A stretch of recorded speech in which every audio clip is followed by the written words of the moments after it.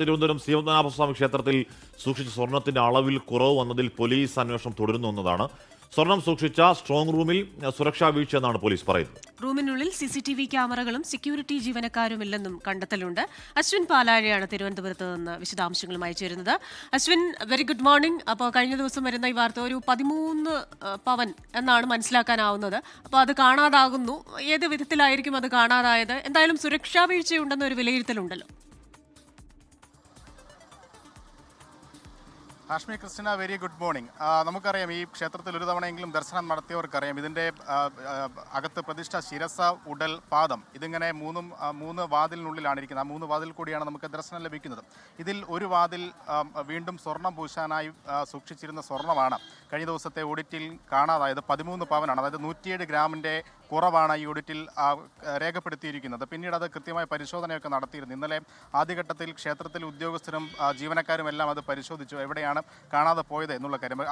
അത് കണ്ടെത്താനായില്ല. പിന്നീടാണ് ഫോർട്ട് സ്റ്റേഷനിലേക്ക് ഇതൊരു പരാതിയായി ക്ഷേത്രം ഭാരവാഹികളും ജീവനക്കാരും നൽകുന്നത്. ഇന്നലെ ഫോർട്ട് പോലീസ് എത്തി ഇവിടെ പരിശോധനയൊക്കെ നടത്തിയിരുന്നെങ്കിലും അതിൽ ഒരു കണ്ടെത്തൽ നടത്താനായിട്ടില്ല. അതിനുശേഷം ഇന്നലെ പോലീസ് ഒരു വിശദമായ പരിശോധന ഇവിടെ ചെയ്തിരുന്നു. ആ പരിശോധനയിലാണ് ഈ സ്ട്രോങ് റൂമിൽ സൂക്ഷിച്ചിരുന്ന സ്വർണ്ണമാണ്. സ്ട്രോങ് റൂമിനകത്ത് CCTV ദൃശ്യങ്ങൾ ലഭിക്കുന്ന രീതിയിലുള്ള ക്യാമറകൾ സ്ഥാപിച്ചു. സ്ട്രോങ് റൂമിന് പുറത്തോ അതിന് സമീപത്തോ ജീവനക്കാർ, അതായത് സുരക്ഷാ ജീവനക്കാരെ നിയോഗിച്ചിട്ടില്ല. സ്ട്രോങ് റൂമിൻ്റെ മുകളിലത്തെ ഓടുകൾ അത് പൊട്ടിപ്പൊളിഞ്ഞ് വീഴാറായ രീതിയിൽ പഴകിയതാണ് എന്നടക്കമുള്ള ഗുരുതരമായ കണ്ടെത്തലുകൾ ഇതിനോടകം കണ്ടെത്തിയിട്ടുള്ളത്. അതായത് സുരക്ഷാ ക്രമീകരണങ്ങളിൽ വലിയ വീഴ്ച ഈ സ്വർണം സൂക്ഷിച്ചിരുന്ന സ്ട്രോങ് റൂമിനുണ്ട് എന്നുള്ളതാണ് നിലവിലെ കണ്ടെത്തൽ.